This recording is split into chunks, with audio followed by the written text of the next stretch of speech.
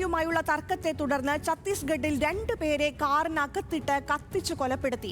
കാറിലുണ്ടായിരുന്ന 3 പേർക്ക് ഗുരുതരമായി പൊള്ളലേറ്റു. 30ഓളം വരുന്ന സംഘം കാറിലേക്ക് ട്രക്ക് ഇടിപ്പിച്ച് ഡോറുകൾ ലോക്കാക്കിയ ശേഷം പെട്രോൾ ഒഴിച്ച് തീ കൊളുത്തുകയായിരുന്നു.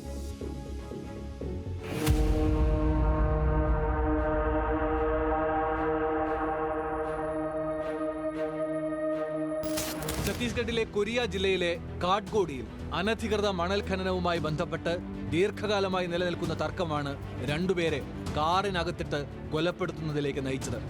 30ലധികം ആളുകൾ കാറിലേക്ക് ട്രക്കിടിപ്പിച്ച് ഡോറുകൾ ലോക്കാക്കിയാണ് പെട്രോൾ ഒഴിച്ച് കത്തിച്ചത്. വാഹനത്തിലുണ്ടായിരുന്ന ഭരത് സിംഗ് ഗാർവാർ എന്ന ലല്ലാ സിംഗ് എന്നയാൾ പൊള്ളലേറ്റ് കാറിനുള്ളിൽ വച്ച് തന്നെ മരിച്ചു. ഗുരുതരമായി പരിക്കേറ്റ മറ്റൊരാളെ അംബികാപൂർ മെഡിക്കൽ കോളേജ് ആശുപത്രിയിലേക്ക് മാറ്റിയെങ്കിലും ചികിത്സയിലിരിക്കെ മരണത്തിനു കീഴടങ്ങി. 60% പൊള്ളലേറ്റ മറ്റു 3 പേർ ഗുരുതരാവസ്ഥയിലാണ്.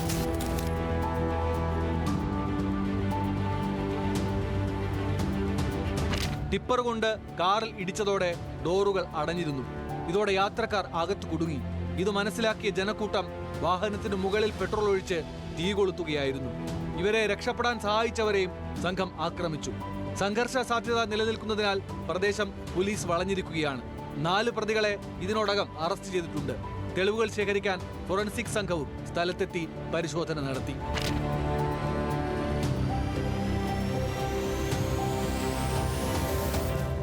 National desk news Malayalam.